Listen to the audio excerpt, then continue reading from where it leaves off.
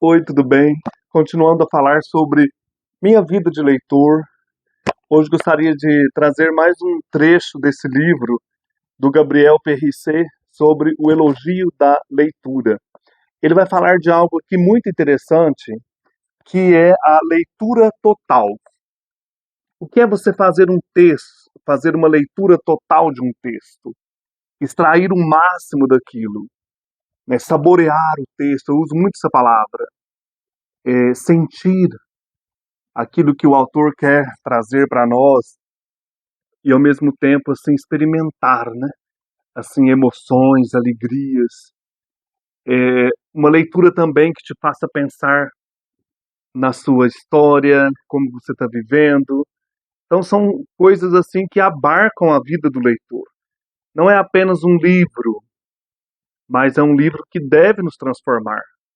Cada leitura é uma oportunidade de transformação, ou deveria ser, né? Não ler apenas por ler. Claro que lemos por prazer, por sentir alegria, mas ler também para compreender a si mesmo, para compreender melhor a vida, quem nós somos. Então são várias coisas que englobam uma leitura total.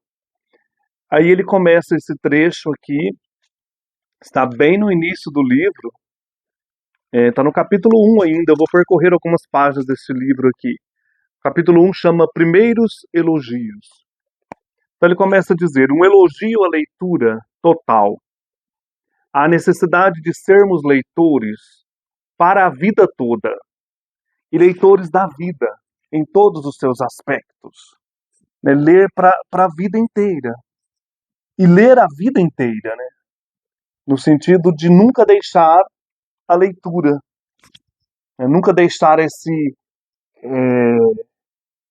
experiência de não ler apenas livros, mas de ler a vida, né? De ler aquilo que nós somos também. E incluindo então os livros, né? Nós lemos a vida e lemos os livros. A Lígia Bojunga tem um trecho que ele coloca aqui, que ela conta como ela escreve. Ela diz, abre aspas, e ficar desenhando e apagando letra, escrevendo e reescrevendo palavra. Era bom. Feito ir lá pro quintal mexer na terra. Feito depois encher a banheira bem cheia e ficar lá dentro dela. Eu e mais o barco que eu vivia fazendo de papel. Fecha aspas. Então a imaginação. Nós vamos trabalhar isso agora no curso, no Clubão de Literatura da Tatiana Feltrin, ano 2. Vamos ler a Imaginação Educada, do Northrop Frye. Educar a imaginação, para que aquilo que a gente lê, possamos também trazer para a vida, né? Imaginar. Por exemplo, quando eu li Dom Quixote pela primeira vez, eu ficava imaginando Dom Quixote e perto de mim. Era muito interessante isso. Imaginando aqueles cenários lá da Espanha. O Miguel de Cervantes consegue, né, trazer um personagem tão real, mais real, que parece que aquilo existiu mesmo. Aquele personagem ele é concreto na nossa imaginação. E é tudo fruto da inteligência, da imaginação desse escritor. Mas os leitores, nós podemos usufruir isso. Olha que maravilha, né? Podemos experimentar a riqueza de um texto, conviver com os personagens de um livro. Aí ele começa a dizer aqui o Gabriel Périssé. E não é muito diferente o trabalho do leitor. O leitor fica remexendo a terra do texto, que alguém já mexeu. Então, ao ler, você pega a terra mexida do texto, que alguém já fez aquilo, e te dá a oportunidade também de fazer. O leitor fica brincando com as palavras. E faz outro barquinho de papel com o papel do livro, imaginação. E nele embarca para além do livro. Quando nós lemos, eu nunca deixo de falar isso, nós mantemos um diálogo com alguém que escreveu há séculos, ou autor contemporâneo também, mas é interessante que você bebe, né, que você experimenta e dialoga com alguém que já escreveu há muitos anos. Toda leitura bem feita elogia a leitura. E ontem um amigo meu dizia, né, Frei Leandro, o respeito pelo livro, que eu tenho vários livros começados aqui na estante. Ontem, gente, eu fiz algo aqui novo. Eu deixei aqui nas 3 estantes, vermelha, amarela e verde, os livros que eu não li. Isso aqui tudo eu não li. São muitos livros. Eu vou fazer o projeto de parar de comprar livros. Parar uns 3 anos de comprar livros. Só se sair as cartas da Virginia Woolf aí eu compro. E aqui no guarda-roupa, que é bastante grande, eu coloquei os livros lidos, daqueles que eu não doei, que eu vou reler um dia, espero, né? E os livros começados. Eu tenho muitos livros começados. A biografia do Rasputin, por exemplo, eu fiquei tão empolgado. A história cultural da Rússia, a vida de Marco Polo e tantos outros que eu comecei. Tem livros que eu comecei várias vezes e parei. Então eu quero voltar, retomar essas leituras e respeitar o livro, sabe? Ele falou, respeite, leia, porque você fica nessa ânsia de acumular, acumular e não lê como se espera, né? Assim, de todo leitor. Uma leitura proveitosa, rica.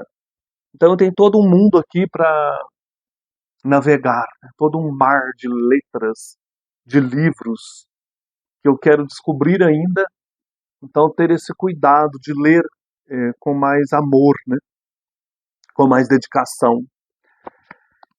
O autor continua: essa obsessão pela leitura, por ler e reler, é querer ler, como os medievais propugnavam. Ler de tal modo que o texto, em latim, crescit cum legentibus. Crescit cum legentibus significa cresce com aqueles que o leem. O texto cresce com você. Já falei outras vezes também, você é lido pelo texto. O texto ajuda você a se tornar melhor como pessoa, a se tornar um leitor. Uma pessoa que lê com inteligência, com imaginação, isso é importante, não só melhora enquanto pessoa, mas melhora o próprio texto que leu. Dialoga com o texto. Isso que eu estou fazendo com as metamorfoses de Ovídio. Eu comecei também, parei, mas tá ali um projeto, né, de leitura para a vida inteira, as metamorfoses, os ensaios de Montaigne, Ilíada, Odisseia, são livros que a gente sempre retorna, a Bíblia Sagrada, né? Então o texto te melhora como pessoa e você melhora o texto. Nós, animais insatisfeitos e robôs rebeldes, encontramos na leitura uma forma de manter-nos vivos e videntes. Videntes aqui no sentido, pessoa que enxerga além, né? Que quer enxergar com mais profundidade a vida, a si mesmo. A leitura é microscópio para captar o minúsculo, é telescópio para intuir o longínquo, é periscópio para ver ao redor. Então a leitura te ajuda a enxergar melhor o mundo, né? É estetoscópio para investigar o profundamente humano. É pegalogoscópio para perceber o que há nas profundezas desse mar. A nossa consciência abarca a vida inteira do homem. É fotodoscópio para detectar a luz que se aproxima. Ler ou não ver. E ao exercitarmos a força visionária da leitura, mudamos a face da terra. Ler para ver melhor a vida, né? Para enxergar melhor a si mesmo, para enxergar melhor o mundo, né? Ler para ser melhor. E é interessante, né? Depois que o vírus da leitura impregna você, né? É a vida inteira você lendo.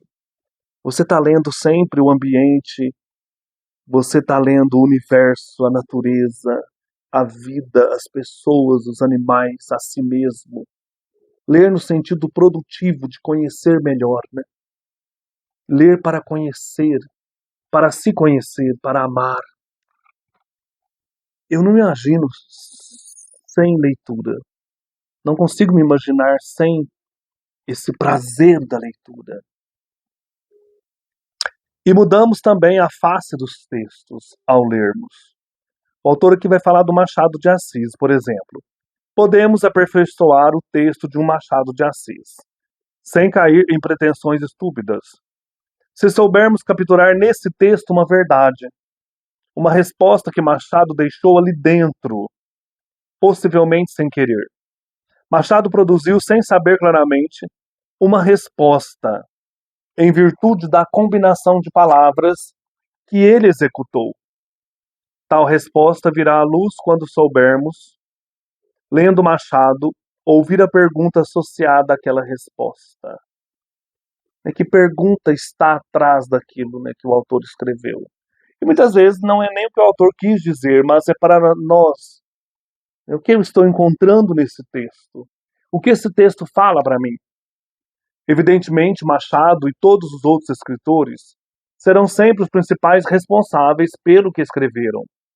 A autoria dá autoridade, mas exige também a contrapartida, a prestação de contas. Eles, sobretudo eles, respondem pelo texto. Tenham ou não consciência de todos os efeitos produzidos por suas palavras. Eles são responsáveis pelo que escreveram. Mas nos tornamos corresponsáveis, nós, leitores, à medida que fazemos o texto ganhar energia, à medida que nos aproximamos do texto, pela leitura. Nós também temos uma responsabilidade, ao lermos, ao intuirmos a riqueza daquilo. O texto tem de ser ligado a nós para funcionar. Você comprar a ideia do autor, você mergulhar na história, Você começar a ler, por exemplo, a Ilíada, que vai falar da ira de Aquiles, um dos últimos eventos aí da Guerra de Troia, depois de 10 anos. Se você não entrar naquela história de Homero, não comprar aquela ideia, não se imaginar naquele contexto, o texto vai perder a sua força e você vai perder a riqueza do texto. Então é preciso estar atento a isso, para nos aproximarmos com responsabilidade, com deleite. Gente, algo também importantíssimo, curiosidade. Por que eu comprei esse monte de livros, Porque em algum momento eu tive uma curiosidade sobre aquilo. Então agora é resgatar essa curiosidade como se fosse aquela primeira vez. Ler cada livro desse aqui nessa ousadia, nessa alegria de descobrir algo novo. O texto precisa ser ligado em nossa sensibilidade também. Receber uma descarga elétrica de sentimentos, de experiências existenciais acumuladas, de ideias, de conceitos, de categorias mentais de um leitor concreto. Muitas vezes as pessoas perguntam, Nossa, eu não tenho costume de ler, eu durmo enquanto eu leio. O que eu faço? Eu sempre digo, olha, pega um texto que você, um livro que você tenha interesse, um tema que você tem interesse. Pegue algo que te chame a atenção. Por exemplo, você quer saber sobre biologia, sobre o universo, sobre o mundo. Eu indico, por exemplo, Marcelo Gleiser, A Dança do Universo. Quem sabe aquele ali vai te chamar a atenção, É um livro muito legal para quem quer pensar sobre o universo. Você gosta de matemática, Você gosta de números. Então pega um livro de matemática mesmo, um livro que fala sobre a história da matemática, Você gosta de aventuras, pega um livro de suspense, por exemplo, Pega um livro que vai contar uma história de pessoas que foram para uma ilha, ou, por exemplo, Robson Crusoe, como que ele sobreviveu naquela ilha. Então, assim, você tem que achar aquilo que te chama atenção. Eu gosto de livros históricos, de romances históricos, de biografias. Agora que eu já estou bem adiantado, na questão de leituras, eu leio desde pequeno, gente. Eu tenho 52 anos. Então, assim, eu gosto de literatura do século XIX, literatura francesa, literatura existencialista. Gosto de mitologia, de livros clássicos. Então, assim, eu gosto de algo pedreira também, sabe? Algo que me provoca. Então, assim, eu li já Ulisses, do James Joyce, que é um dos livros reputados mais difíceis da literatura, né? Amei, gostei demais. Então, assim, você procurar algo que você gosta, para deixar aquela leitura, aquele texto, entrar dentro da sua cabeça, né? Da sua imaginação. Por exemplo, o texto está aqui, quieto na biblioteca, está repousando. Você escolhe o texto. Você abre um livro daqui. Sob os seus olhos, o livro então recupera a vida. Então, assim, o livro se torna vivo, né? Estou olhando aqui, imaginando. Tantos livros que estão dormindo aqui, esperando para serem abertos, né? Mas essa vida, ela será reinterpretada por você, leitor. Imagine que você acordou hoje numa ou noutra casa, outras pessoas ao seu redor, outros hábitos, outras histórias de vida, outros personagens. Então, aquilo que a gente fala, né? Uma leitura, você viaja o mundo. Você será reinterpretado neste outro contexto. A Jane Austen, por exemplo, né? Você entra naquele século XIX, aquelas outras histórias, outras vidas.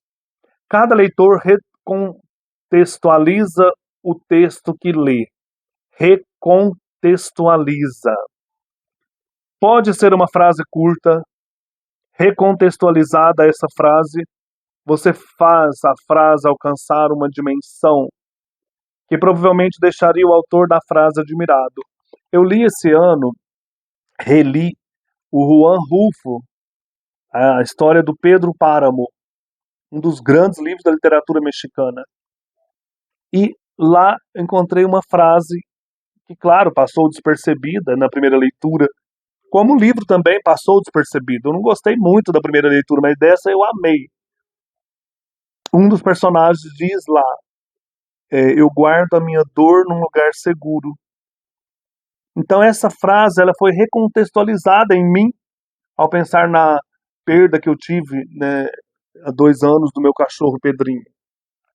Então é interessante, o livro fala de morte, fala de fantasmas, de uma cidade fantasma, é, e a experiência da perda, né? E essa frase ficou na minha cabeça. A primeira vez eu nem imaginei que eu ia passar por isso, né? Agora, guardar essa dor num lugar seguro. Foi muito legal você recontextualizar essa frase, né? Passar essa frase, eu no caso, né, para minha vida. Então, assim, cabe a cada leitor ressaltar, dependendo da sua capacidade crítica, cada texto, né? Ressaltar a beleza de cada texto, a contundência, e isso talvez o autor nem pensaria, né, quando escreveu. Aquilo que a gente hoje lê e pensa de um texto, né? Claro que existe um propósito, uma história, por exemplo. Você pega aí Grande Sertão Veredas, que é o livro da minha vida, né? Falar nisso, eu tenho poucos vídeos aqui no canal sobre esse livro. É o meu livro, da minha vida, assim, é o livro que mais me tocou. Já li várias vezes, um dos grandes livros da humanidade, para mim, um dos melhores do Brasil. É a obra-prima do Brasil. João Guimarães Rosa ali mexeu com algo profundo dentro de mim, que no caso foi a minha mineirice, né? Eu nasci em Minas, esse cheiro da terra, né? Dos animais, do gado, sabe? A fala, as vozes dos personagens, a natureza, o bem, o mal, Deus, né? O diabo na terra do sol. Aí já estou pensando em outra coisa. Sabe, essa questão do amor proibido. Nossa, que coisa louca que é esse livro, né? Então esse livro, ele fala comigo. Existe uma proposta do João Guimarães Rosa ao escrever o livro.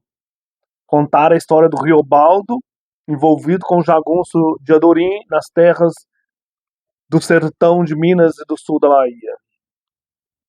Então ele quer contar uma história ali, mas ao ler o livro fala várias coisas para mim, né? Nesse contexto de hoje, desse ano em que eu estou, desta vida que eu estou vivendo agora, né? O risco da leitura, gente, reside aí. Ela é uma ativação do texto, né? e nunca sabemos em que resultará esse processo. Ativar o texto em nós. O que esse texto, né, está ativando em minha vida? Eu vou continuar, claro, com esses vídeos aqui e vou falar muito de textos que foram essenciais para a minha história, né? Vou trazer com calma aqui para o canal. Mas hoje eu quero mostrar 2 da coleção Vagalume, que foram assim livros importantíssimos para mim. O Caso da Borboleta Tíria, vou fazer um vídeo só para ele também, da Lúcia Machado de Almeida, essa borboleta que fica perdida na floresta, né? Isso me causou tanta assim emoção, sabe, esse medo, será que ela vai ser encontrada, né? Ativou algo importante em minha vida de leitor no começo.